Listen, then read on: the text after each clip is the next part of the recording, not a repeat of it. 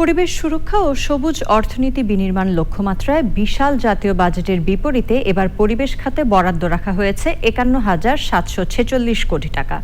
গুরুত্ব পেয়েছে জলবায়ু তহবিল পুনর্গঠন, সবুজ কর্মসংস্থান, দূষণ নিয়ন্ত্রণ, বর্জ্য ব্যবস্থাপনা ও পরিবেশ বান্ধব প্রযুক্তিতে। তবে গত বাজেটের তুলনায় পরিবেশ মন্ত্রণালয়ের একক বরাদ্দ মাত্র ৪.৪৮% বৃদ্ধিকে অপর্যাপ্ত বলছেন বিশ্লেষকরা। মোশাহিদ রনের রিপোর্ট। সময়ের প্রবাহে দেশ এখন এক ঐতিহাসিক অর্থনৈতিক ও পরিবেশগত সন্ধিক্ষণে দাঁড়িয়ে। একদিকে অর্থনৈতিক প্রবৃদ্ধি নিশ্চিতের তাগিদ, অন্যদিকে বৈশ্বিক বাজারে টিকে থাকতে পরিবেশগত কমপ্লায়েন্স বা শর্ত পূরণের বড় চ্যালেঞ্জ। এর বিপরীতে সবুজ ও টেকসই বাংলাদেশ বিনির্মাণে সরকারের লক্ষ্যমাত্রা। এমন বাস্তবতায় ঘোষিত ২০২৬-২৭ অর্থবছরের জাতীয় বাজেট কেবল প্রচলিত আয় ব্যয়ের হিসাব নয়, বরং এটি একটি সবুজ অর্থনীতি বিনির্মাণের রূপরেখা।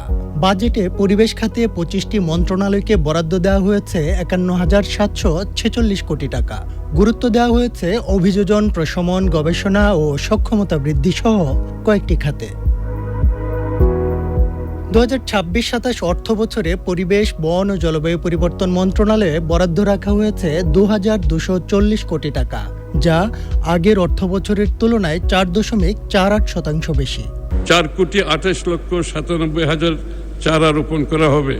৩,৭২৭ কিলোমিটার স্ট্রিপ বাগানে ৩৭,২৭,০০০ চারা রোপণ।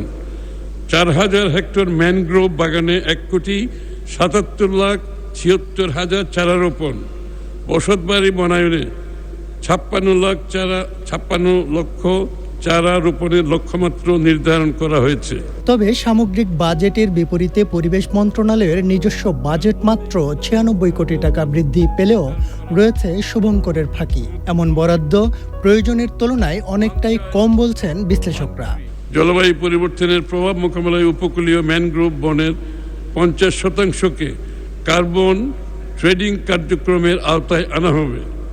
বর্জ্য ব্যবস্থাপনায় সার্কুলার ফিউচার মডেল বাস্তবায়ন করা হবে। পাশাপাশি বায়ু দূষণ নিয়ন্ত্রণ, বর্জ্য ব্যবস্থাপনা এবং ট্রি আর নীতির আওতায় আগামী ৫ বছরে প্লাস্টিক বর্জ্য ৩০% কমানোর লক্ষ্য নির্ধারণ করেছে সরকার। এছাড়া জলবায়ু পরিবর্তন ট্রাস্টের অধীনে নতুন অর্থ বছরে ১০০ কোটি টাকা বরাদ্দের প্রস্তাবনাও রাখা হয়েছে। তবে এই বরাদ্দের সর্বোত্তম ব্যবহার, স্বচ্ছতা এবং পরিবেশ দূষণকারীদের বিরুদ্ধে কঠোর আইনি পদক্ষেপ নিশ্চিত করা গেলেই কেবল টেকসই উন্নয়নের লক্ষ্যমাত্রা অর্জন করা সম্ভব। রিডিউস, রিইউজ, রিসাইকেল 3R নীতির আওতায় আগামী ৫ বছরে প্লাস্টিক বর্জ্য ৩০% কমানোর লক্ষ্য নির্ধারণ করা হয়েছে। Moshahid Roni, channel i, Dhaka.